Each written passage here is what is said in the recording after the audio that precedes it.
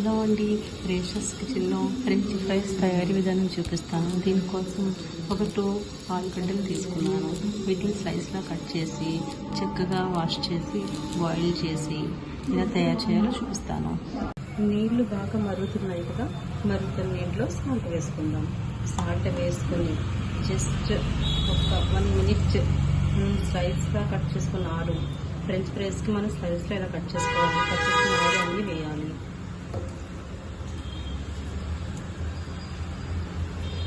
ఆలు అన్నీ వేసిన వెంటనే జస్ట్ ముక్క అలా ఇలా విరిగిన వెంటనే తీసి చల్లారబెట్టుకోవాలి.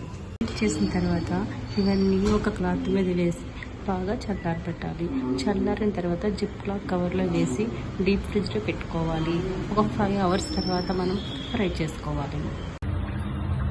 డీప్ ఫ్రిడ్జ్ నుంచి మనం ఆలు తీసామండి బయటికి. తీసి ఇందులో 1 spoon cornflour, 1 spoon rice flour కలిపి జస్ట్ మనం ఇలా చేసుకుని మనం ఆయిల్ పెట్టుకున్నాము. కళాయిలో ఆయిల్ బాగా వేడైంది. ఇందులో మనం ఫ్రై చేసుకోవాలి.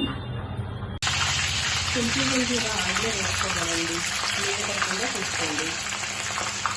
కొంచెం స్టవ్ ఫ్లేమ్ తీసుకోవాలి.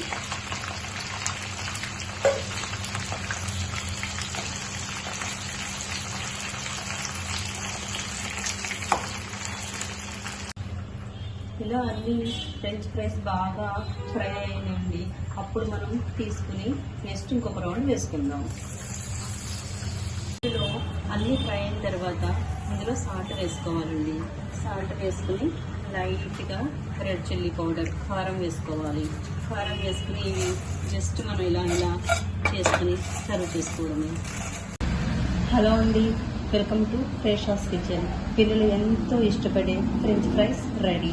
బయట కంటే చాలా రేట్ అండి. అందుకే మన ఇంట్లో తయారు చేసుకుంటే చాలా మంచిది.